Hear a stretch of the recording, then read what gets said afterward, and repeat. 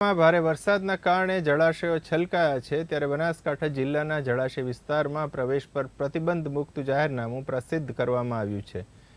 ભયજનક સ્થળોએ જોખમી રીતે ઊભા રહીને મોબાઈલ કેમેરામાં વિડીયોગ્રાફી, ફોટા, સેલ્ફી લેવા પર પ્રતિબંધ મુકાયો છે. પાણીનું ભારે વહેણ ધરાવતા ભયજનક સ્થળોએ કોઈ પણ વ્યક્તિ કે પ્રવાસીઓએ નાહવા જવા, કપડાં ધોવા કે માછલી પકડવા માટે પ્રવેશ પર પ્રતિબંધ ફરમાવાયો છે.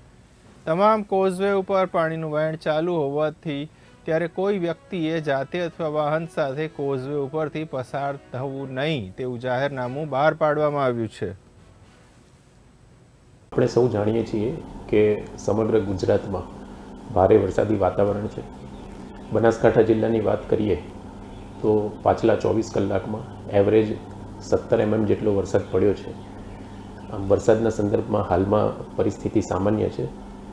આમ છતાં હવામાન વિભાગ દ્વારા બનાસકાંઠા જિલ્લામાં આજરોજ ઓરેન્જ એલર્ટ આપવામાં આવેલું છે. આથી સૌ બનાસકાંઠા જિલ્લાના નાગરિકોને મારી નમ્ર વિનંતી છે કે તકેદારી અને સાવચેતીના ભાગરૂપે નદી નાળાના જે નીચાણવાળા વિસ્તાર છે, ઓવર ટોપિંગ થતું હોય તો જે કોઝવેવાળા વિસ્તારો છે ત્યાં આગળ જવાનું ટાળીએ, બિનજરૂરી બહાર ફરવાનું ટાળીએ અને ખૂબ વરસાદની પરિસ્થિતિમાં ઊંચાણવાળા વિસ્તારો અને સુરક્ષિત વિસ્તારો ઉપર જવાનું પસંદ કરીએ.